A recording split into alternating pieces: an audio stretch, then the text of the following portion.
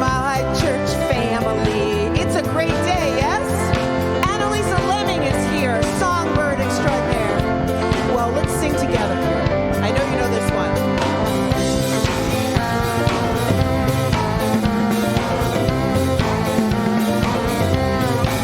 I cannot do all the good that the world needs, but the world needs all the good that I can do.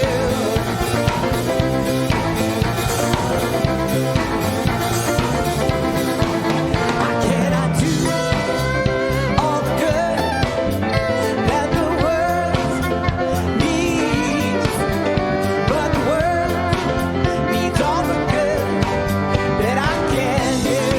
Now we're going to sing those same words, but it's going to get a little funkier. Here we go. I cannot do all the good that the world needs, but the world needs all the good I can do.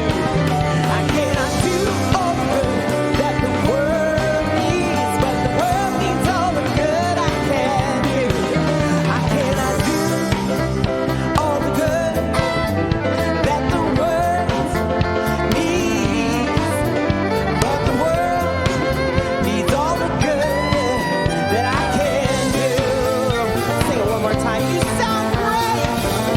Woo! I cannot do all the good that the world needs, but the world needs all the good that I can do. Yeah. Woo!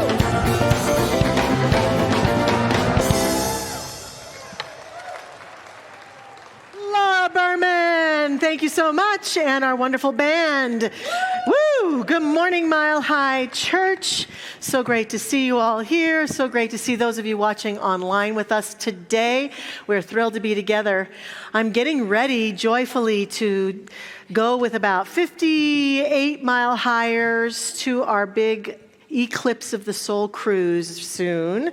I know a number of you are going with us, and we're excited about it. And I've been contemplating the wonderful experience of wandering into churches all over Europe, and how I've experienced so many times coming into a church that's hundreds years old and feeling that deep feeling of connectedness and being moved to tears of joy for all that has occurred in that space.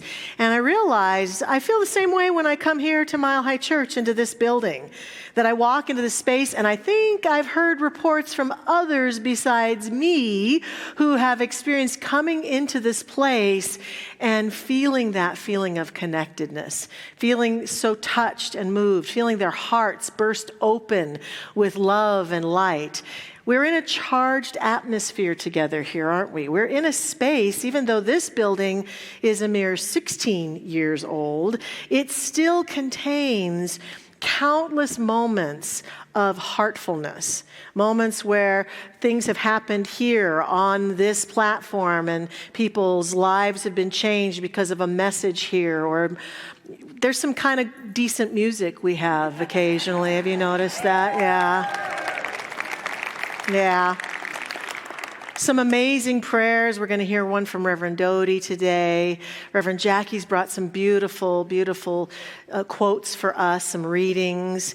And you never know where those moments are going to happen. People have been married here. People have been christened here.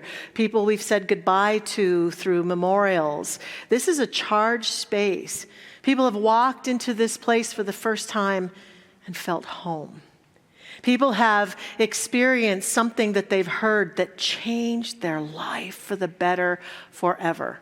And we get to partake of it. And to the degree that we partake of it really has a lot to do with recognizing and allowing ourselves to feel it today. So that's my invitation. Allow yourself to feel the charged atmosphere that we're in. If you're watching online, you can tune into it too, because we're inviting you into it. We can be in this wonderful, beautiful space together, and our lives could be transformed by anything I've mentioned, or maybe just the person sitting next to you is in a really good space today, and their energy is going to impact you powerfully, or a hug, or a conversation you have, a prayer you have down front with our practitioners. It could be anything. Let yourself be moved and changed and transformed today. And I invite you to allow our vision and mission, which we are committed to be that place of opening of the heart today as we speak it aloud together. Let's start with our vision. Oneness revealed, a world of love, peace, and abundance for all. And our mission, to serve as a spiritual beacon for personal empowerment and global enlightenment. What a joy it is to remember these things and to speak them together. And we step into our service now with some song, a bit of silence, and then, as I mentioned, Reverend Doty's going to pray us in. Let us begin.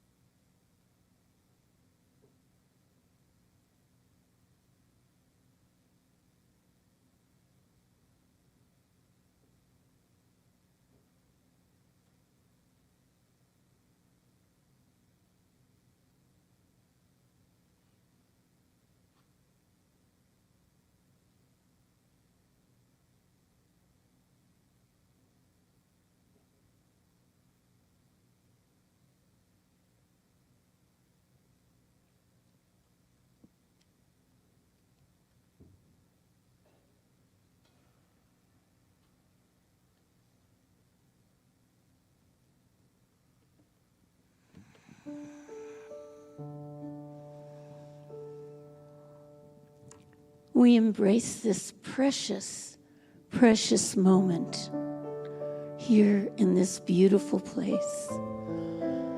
And we lean into the grace.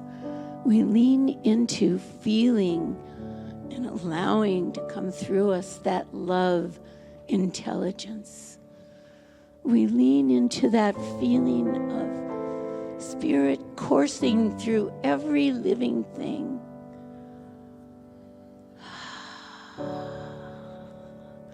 We feel the abundance of all the beauty in the universe gathering up in this moment, right here for us, right now. We are gathered up as in a bouquet of love. And so I claim for us in this moment that we know it is sacred here. It is sacred inside each one of us. we bring that beautiful, sacred energy all the way through us, deep within our hearts, out into the world.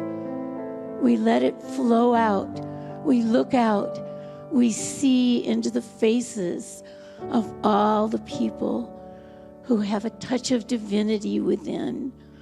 We see into the spirit of all the animals, every living thing, and we look upon them and we know they are lovely.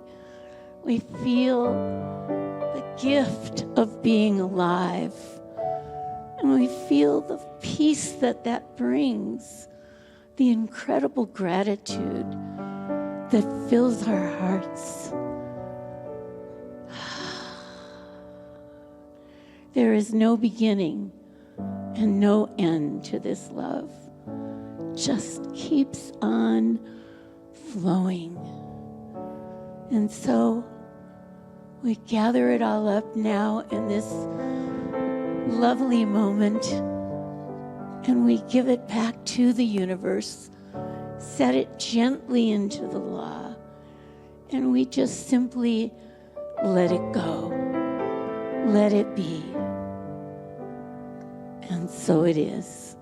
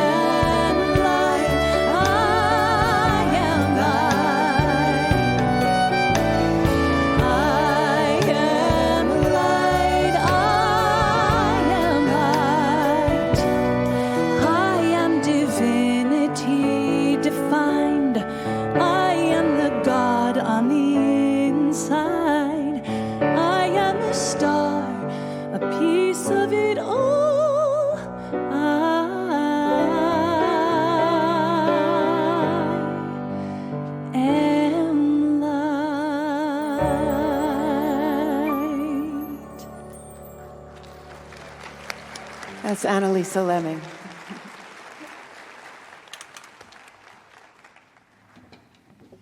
Our readings today are in honor of Juneteenth.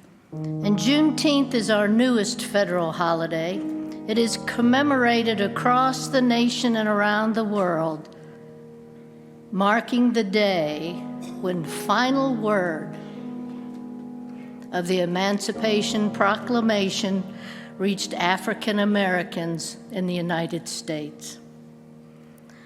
From James Baldwin, "Not everything that is faced can be changed, but nothing can be changed until it is faced." and from Michelle Obama. Whether we are born here or seek refuge here, there's a place for us all. We must remember it's not my America or your America, it's our America. And from Ida B. Wells, the way to right wrongs is to turn the light of truth upon them.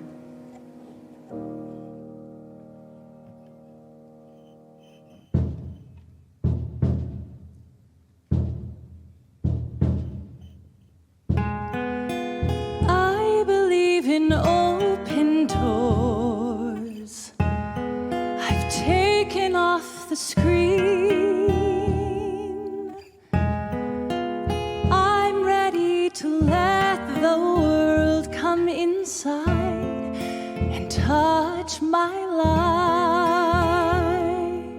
I will no longer be defined by what someone else believes that I am. And now that I have dropped the weight, I am light as a feather. It's time to elevate.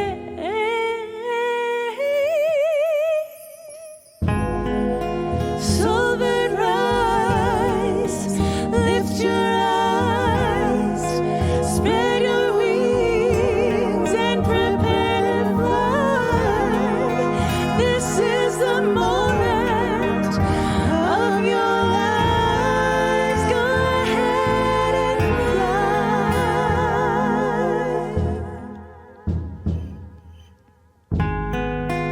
I believe in open doors. I'm outside of the box.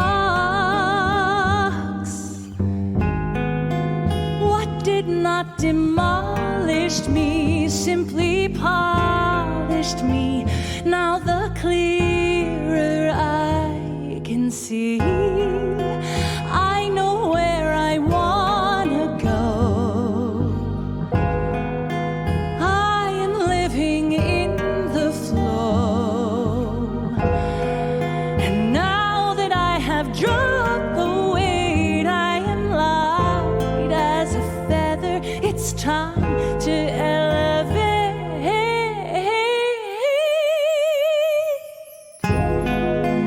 Soulbird rise, lift your eyes, spread your wings and prepare to fly.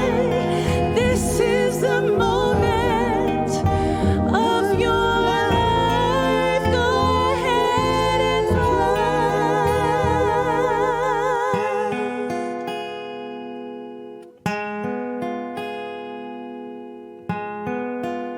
I believe in open doors.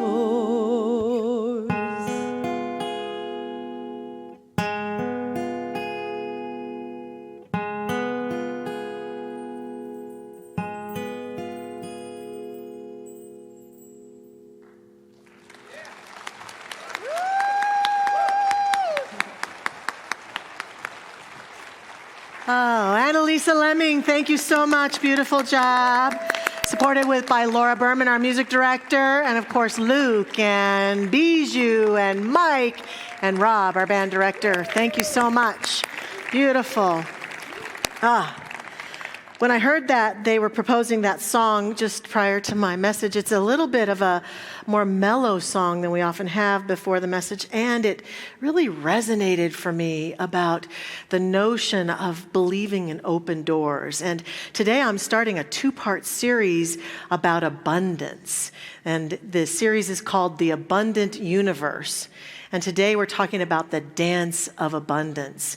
And my whole theory here and my whole invitation here is about believing in open doors, the open doors of our soul, that we're souls rising in to the abundant nature of the universe, and that we must recognize this, Own this, accept this, focus upon this. And you're going to hear me say this many times throughout my message today because it's so important for us to understand. We can become so myopically focused on what's missing, what we don't have, the pain of the struggle of what we wish were here instead of what is, in any realm of life when it comes to abundance. Whereas a person who is practicing abundance, recognizing the abundant universe, and dancing the dance of abundance is someone who's allowing that flowing energy that is naturally available to have its way in them, through them, and as them. And they are a soul arising consciously and conscientiously because they recognize the truth of who they are. And this big choice can change us powerfully. So today, the dance of abundance, I want to talk about it using the metaphor of dance. Next week, I want to warn you that I am going to talk about money. Some people don't like it when we talk about money. They think it's crass or it's wrong. I am a minister who believes that everything in this universe is an expression of God, and that includes money. And I believe that it would be extremely irresponsible of me as a spiritual leader not to talk about this important element of our life that we live in and utilize in our world. And so if you're wanting to be at greater peace about money, please be here with us next week. But let's talk about the dance today, the dance of abundance. What are the steps? How do I do it? And I love this metaphor of dance because many of us have a bit of a conflicting relationship with dance, don't we? We are afraid that we're going to look silly if we dance. We might not feel comfortable getting out on the dance floor a lot. We might even avoid the dance. We might even tell people, I don't really know how to dance very well. I'm not a good dancer. When it comes to abundance, we must become a good dancer. We must break that mold. We must learn the steps. We must embody the dance to have the experience because abundance is seeking expression through us at all times. And part of the dance of abundance has to do with embodiment. It's not just knowing the steps and then doing them kind of mindlessly. It's not just saying a nice few affirmations or nice words or getting a prayer one time and then changing our experience of abundance forever. It really is about an identity shift. A shift of identity that says, I am heir to the kingdom of good because of who I am. Not because of what I've done or how well I've done it or because I'm favored by the universe or because I had some luck. I am an heir to the abundant nature of life because that is the nature of God, and I am an expression of God. I am an expression of the divine. And so I have brought 3 key movements for us to learn and to pay attention to dance the dance of abundance. They're important moves, they're powerful moves, and they can make a huge difference in our experiencing that there's more than enough of anything that we desire to experience more of, more good, more however it is that we might define abundance. Now, the first movement is this. The universe is abundant by nature. I've already been saying that, but we're really going to dig into that right now with this first movement. The universe is abundant by nature. There's nothing missing. I know in our human experience we have moments of ups and downs and ebbs and flows where it appears as though something's missing. But part of this movement is understanding that's the realm of the surface. And life expresses and follows the deeper truth And to the degree that we allow ourselves to have revealed to us and to choose to reveal to ourselves the deeper truth that this is an abundant universe, and any experience of lack that I might be having is temporary, whereas the experience of the true nature of abundance is permanent, I can change my life. But what happens to us is that we get caught up in that temporary experience, and we find ourselves possibly believing this is how it's going to be forever. Oh no. And we get very myopically focused on that. And of course, what we pay attention to, which I'm going to talk about a little bit more later, I'm getting ahead of myself, it will manifest in our lives. And so this part of the dance is a key shift in how we choose to see ourselves, each other, our world, and our universe. And it's important that we make this kind of change as a part of the identity of who we are as a spiritual being. Our founder, Ernest Holmes, says to us, the universe is an infinite giver, pouring forth abundance everywhere. Pouring it forth. It's pouring forth everywhere. And it becomes important then, if we're feeling a sense of lack, or if we're wanting to continue to always be in that flow of the dance, to tune into things that remind us of abundance. So I brought some photos today. The first one is of a grove of aspen trees. I love trees. I love looking at trees, aspen trees, all kinds of trees. I love noticing the abundance of trees on our beautiful planet and how they serve us. And I especially love aspen trees. I've got lots of childhood, heartful memories of aspen trees up in the mountains of Colorado. But I also love what I've learned over the years about the way that aspen groves are connected, how the grove underneath the surface, every tree is connected and communicating to every other tree. And there's a lot of research about how that's going on, not only with aspens, but with plants and trees and flowers, how the world of nature is communicating to itself and keeping itself going and supporting itself in this powerful communication experience that's just beautiful to behold. And what also inspires me about trees is this symbiotic experience that we have, because we breathe out carbon dioxide, right, which feeds and nurtures trees and plants, and the trees breathe out oxygen for us. That's why it's so vital that we keep trees on the planet. We don't cut them all down because they're such a source of oxygen.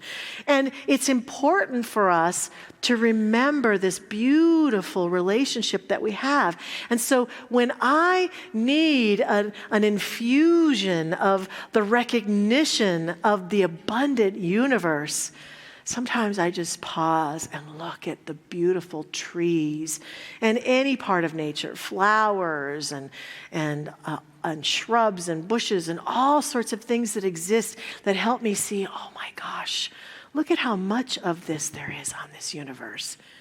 On this planet, there's an abundance of this good, and it connects me to my abundant nature. Another thing in nature is the ocean, the beautiful flowing of the waves moving in and out that are always reminding me of the circulatory system of our beautiful planet, and how the waves are so powerfully peaceful. I don't know about you, but I sometimes love to just sit on a beach and just watch the waves. I could watch them for hours. Puts me in this real kind of a mode. Why is that? I think it's because it's such a reflection of the circulatory system that is the nature of our abundance. And we can feel it because it's a reflection of us. We could walk down a beach and be all caught up in our problems and our concerns and never see the ocean waves or hear them or feel the pounding energy of them. Doesn't mean that they're not there. Doesn't mean that it's not happening. And that's the truth of you and me. We can walk through our life and never pause to notice this abundant nature of good, but doesn't mean it's not happening. So this is about awakening. This movement is about a daily awakening to the abundance that is all around us. And the last one, stars in the night sky. We lived in Morrison at one point, and we had a trampoline, and I was an older teenager at that point, and I wasn't really into jumping on that trampoline. But what I was into was going out at night and just laying on that trampoline and staring at the night sky for hours, watching the abundance of stars that existed in the universe. And it anchored into my awareness how abundant this universe is. See, these are things that plug us in, that allow us to remember. Dr. Wayne Dyer says to us, abundance is not something we acquire, it's something we tune into. This movement of our dance is tune into it. If we're feeling lack and limitation in any realm of our life, tuning into this abundance is part of how we create a balancing experience, part of how we then take ourselves into a new realm of awareness that's not so myopically focused on what's missing or what's not enough or what we're lacking, but it tunes us into how we are never lacking anything. And again, abundance can be in any realm of our life. I have to work a lot on time. I don't experience a lot of lack in my life. I'm probably the only one in the room who does that. I know.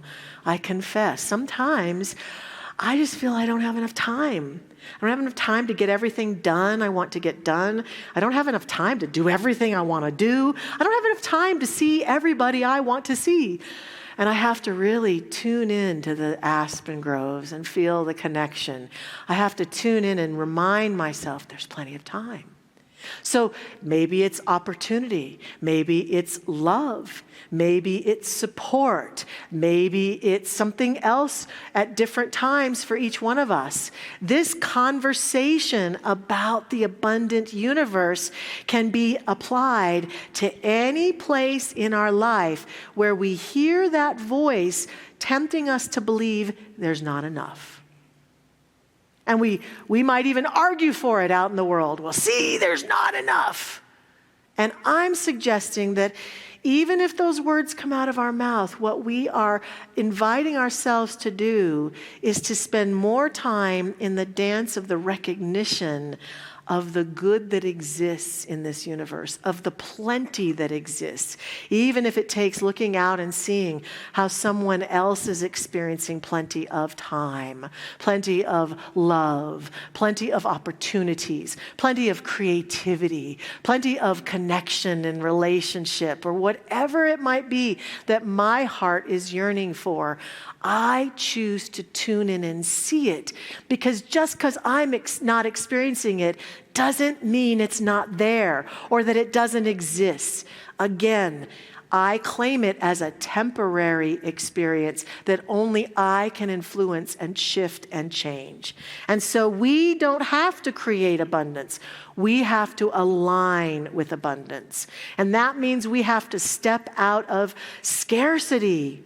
Challenge ourselves out of scarcity. And an author that I know calls it actually scare-city. We have to get out of scare-city. We can't live in scare-city. We have to be willing to bring ourselves out of that place and stand in abundance. One of the first times that I experienced this here at Mile High Church, I was about 23, 24. I was working here on the staff of Mile High, and I was a practitioner, and I was contemplating that I was going to enter the school of ministry. I had heard about abundance here at the church through seminars and classes and such, but I was still struggling a bit with my financial abundance. Absolutely. I was living paycheck to paycheck, and I was not in a position where if anything unusual happened, I would be able to meet it. And I had no clue how I was ever going to pay for School of Ministry. No clue. But I was determined I was going to do all this. At the same time, I was driving around here in Denver with some very bald tires. Do not tell my husband about this. I would be in so much trouble. And it was wintertime, so I was slip-sliding around, and I needed new tires. And so I got a quote for the tires. And I just felt like it was completely out of my budget. How was I ever going to survive and get these tires at the same time? And so I was kind of feeling discouraged. I went to my practitioner, who was Sadie Turtelot. I loved Sadie. She was there for me, offered so much advice and prayer support, and we talked a lot about this perceived limitation that I felt that I had, and she prayed for me. And at the same time, I was working with someone that I was praying for in the church who was wanting to sell their business, and I was doing prayer work for them. And one Sunday, I was over in the Vote Center doing my thing, and that person that I was praying for came up and said to me, "Hey, I sold my business. The prayer is answered." And we were like, yay. And she handed me an envelope that I assumed was a thank you letter or a thank you note. And I put it in my pocket. And I went home that day and I opened it up. It was the exact amount of money I needed for those tires, to the penny. And it was like, TSW. This stuff works. There's another S word I might have said as a young person, but I won't say it in church. And it was so amazing to see. And it was the first time I really said, oh, I think there's something to this abundance stuff. It changed my life. And the truth is, after that, I did go to ministerial school. I did pay for ministerial school. I did get a grant here and there, but the majority of it, I paid for myself. I found a way somehow. And I know that it's because that lesson with those bald tires taught me that I could get support to tune into this infinite abundance that would be available to me at all times, could support me, uplift me, and move me through any perceived lack or limitation.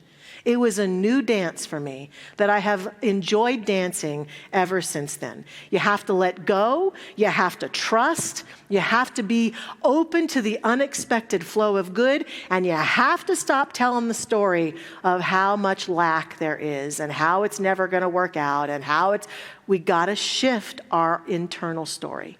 Movement number one. Movement number two is to really pay attention to our role in the dance, to understand that we're not performing a dance for people to approve of us. We are partnering with this infinite presence by allowing ourselves to remember that it flows through us and that we're a partner in it. And it requires us to be present, to be willing, and to trust. It requires us to not hang on so tight, but to be fully present. And that can feel kind of vulnerable because people around us might think we're a little crazy that we're dancing this dance. They might want to tell us stories about how impossible it is to do what we want to do, to have what we want to have, to go where we want to go, to accomplish what we want to accomplish. But we have the wherewithal and the presence to stand in the dance and be totally present. And I say it can be vulnerable because I said in my introduction to this message online that I love those dances that they do in the Bridgerton series, these very interesting, and they're all partner dances. And I notice a lot of times that most of the time, when they're doing these dances, they're looking their partner in the eye the whole time. And just imagine right now if I said, everyone stand up and stare into someone's eyes. How many of you would bolt out of the room, right? I'm out. No more church for me today. Because we don't like that. It feels uncomfortable. It feels too vulnerable. It feels weird. I don't want to stand there and look at someone's eyes. presence means that I look into the eyes of the abundant nature of life, and I don't let my gaze fall away. And it can be vulnerable because other people might say, well, what are you doing? Why would you do that? Let's talk about how horrible it is out there. Let's talk about how everything's falling apart and how you can't have that and how there's not enough money and how those people have all the money and you can't get enough. And how, let's talk about the price of gas, that kind of stuff. And all the while you're going, yep, I acknowledge all that and I'm staying present to the nature of abundance. That is who and what I am. I don't have to tell people about it. I just have to do it. So we have an important part to play. There's a wonderful, wonderful formula that I've brought today for us to consider.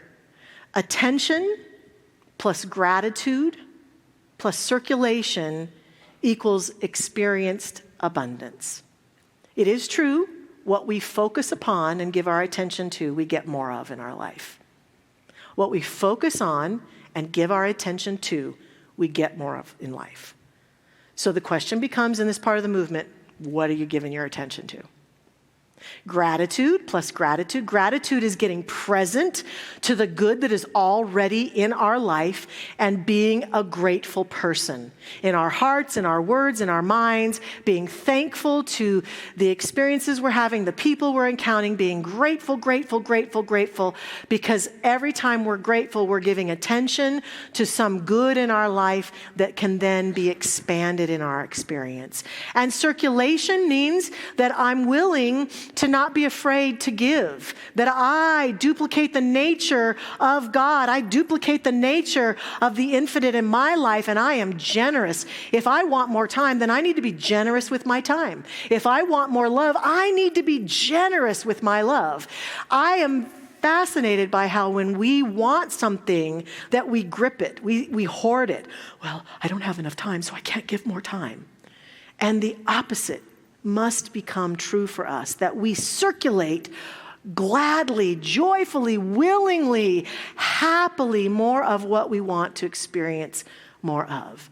And that's how we move into the experience of greater abundance in this movement. We get present to this formula and recognize this is the way. This is the way. And so we ask ourselves, where am I holding instead of circulating? Where am I gripping life too tight? And where can I let loose and be more open? The last part of the movement is about living the dance daily. Daily, as I've been suggesting, allowing ourselves to tune into this dance and do the dance daily. It has to do then with noticing, the practice of noticing. Maybe it's beginning each day asking, what is already abundant here in my life? Let me tune in today in my practice to where is abundance showing up for me? Yeah, I might be struggling over here, but look at the abundance here, so that I tune into the abundant nature. So I'm training my awareness. I'm not efforting, I'm not forcing, I'm training my awareness. I'm practicing circulation, giving where I'm guided, not pressured, not forcing, but giving and being generous and finding places and ways that I can be generous. That I'm practicing trusting the next step. When we're dancing, a lot of times we have to just allow ourselves to know what the next step is, and that intuitive movement can guide us to some good, and the same is true in our life. It's amazing when we tune into this abundant nature, the guidance that becomes available that says, move this direction, move that direction. Bless you, Simone. Fall into this direction. Whatever it might be, we get to tune into it. And so we have a chance to understand the true nature of our abundance. Now, I want to say plainly, this doesn't mean that abundant people who've tuned in like this never have challenges. But what it means is that when they do, they don't abandon this reality of their being. We get off track because we get distracted by the things that don't work out or didn't go our way or didn't happen like we thought they would. And a person who's tuning into this abundance allows those distractions just to bring them back to center. I want to close with a quote by the great transcendentalist Ralph Waldo Emerson. It's a quote about success.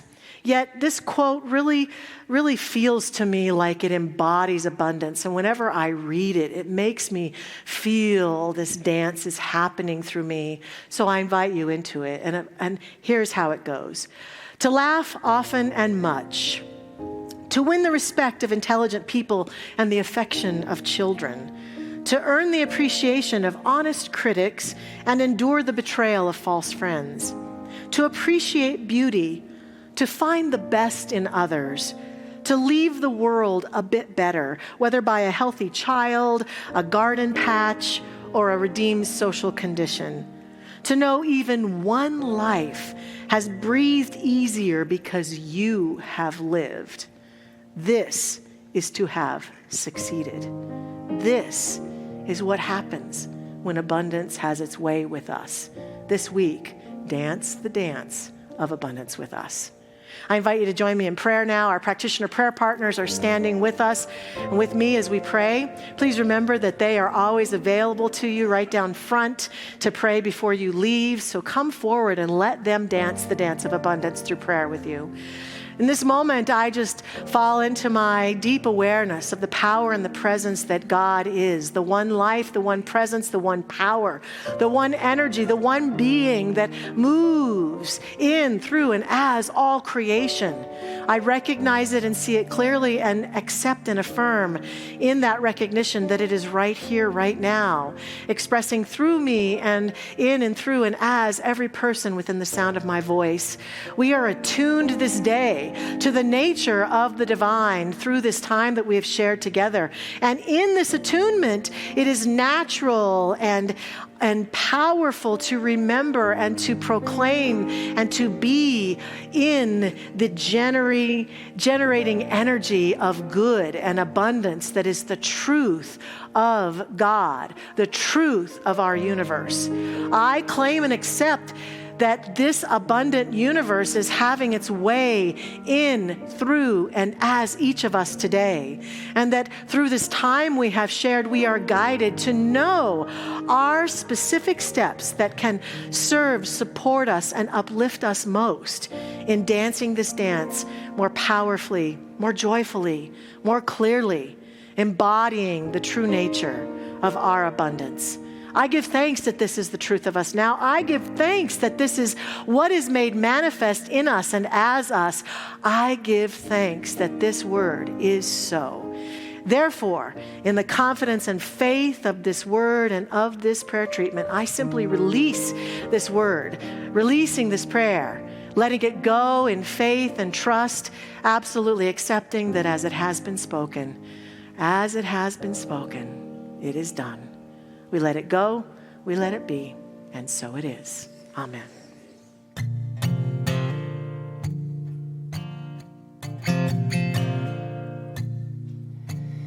May the pool of love we have gathered here spread its wings and fly far and near from the depths of our hearts to the farthest star. May our love bless everyone. May our love bless everyone. May the pool of love we have gathered here spread its wings and fly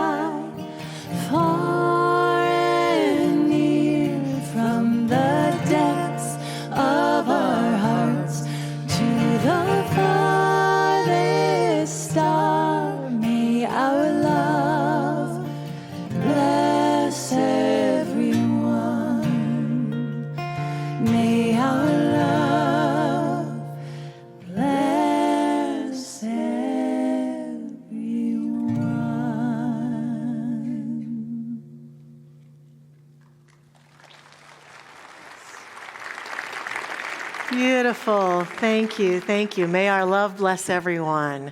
I want to bring someone forward whose love has blessed us. Sylvia Schroeder, if you would please come forward. Sylvia has been serving on our board of trustees. Our trustees serve for 3-year terms, and she is completing her 3rd year on the board here soon. I want to tell you a little bit about our board members. I always say that our board members are representatives of the membership here. They come to board meetings every month and serve and support our ministry in powerful ways, being the eyes and ears of the membership to the finances, to the strategic directions of our community in powerful, bold, and loving ways. And so it's wonderful to have such great people serving on the board. And an extra thing about Sylvia is that she's been a member of Mile High Church for a long time, and she's a practitioner, and she recently moved to Washington. So she's been serving all of you online, all of our distance members, as a distance member of the board. And that's one of the things we want to represent too. What is it like to be a distance member of Mile High Church, and how can we make that better? And so she's done a brilliant job. This last year, she has served us as the secretary to the board, which means that she has been the cause for the minutes of the board to occur. And you and I have served on the bylaws team. So sexy, so wonderful. With lots of details, looking over the bylaws of our church and especially giving attention to the policies and procedures. And I really have loved how you've brought your beautiful heart and your consciousness, but also your beautiful skills of wisdom and your technical skills and your ability to see sentences that aren't right and to keep us all on track and create documents for us and stuff like that. It's been very helpful, very helpful. And so we really so grateful for these 3 years that you have served on the Board of Trustees. We have this little award for you, this little plaque that's a thank you that we hope you'll take with you and help you to remember the wonderful ways that we're so grateful for you. And thank you, Sylvia Schroeder, for your service to our board. I'm going to let her say a few words, too. Yes. Yeah, isn't that great? Yeah. I just wanted to say thank you. I have my deepest, most heartfelt gratitude for you, for Josh, for every minister here, for everyone that serves in every way, and for you. Thank you for allowing me to serve in such a holy and sacred way. I appreciate it. Thank you. And you get to take it with you this service. And you can thank her. She'll probably be out in the lobby later, and you can thank her personally and love on her. And we are now moving into the time of our service where we have a chance to circulate our tithes and offerings. And I invite you to do that in gratitude for the abundance of great people who are serving and supporting our community. People like Sylvia and all of our Board of Trustee members. People who are right now standing up as ushers to conduct the offering. The greeters as we come through the door. Our safety teams, our youth teachers, our practitioner body. Powerful, powerful service and support.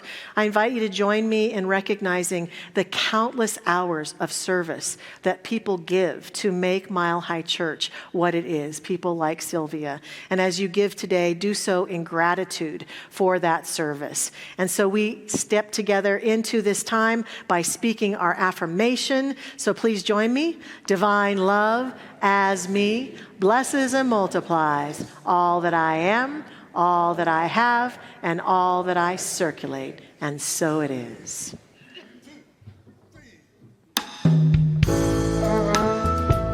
Mile High, it is an honor to be here with you all, to be singing. And I am bringing you this song that is almost 100 years old.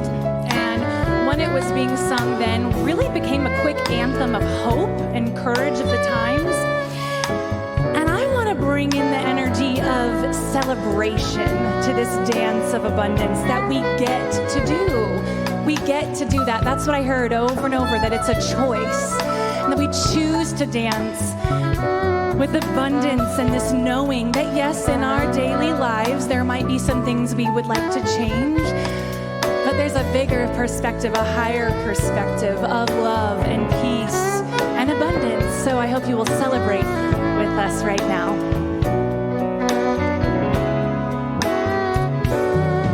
Forget your trouble. Happy days. Come on, get happy. Are here again. The sky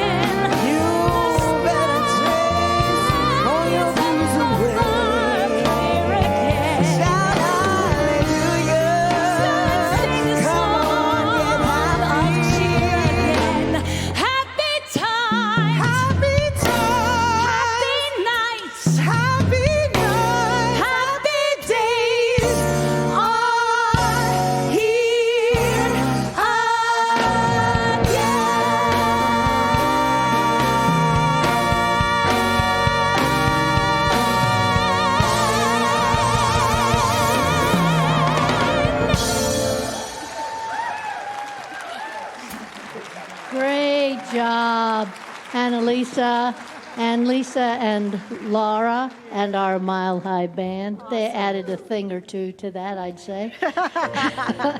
And if you love this, next week, show back up. If you're in the room, it's Cody Qualls Day.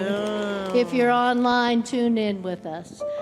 And I just want to welcome all of you, but any of you who are here with us for the very first time, please stop by our Welcome Center. It's right in the center of the lobby. We have gifts, free gifts for you.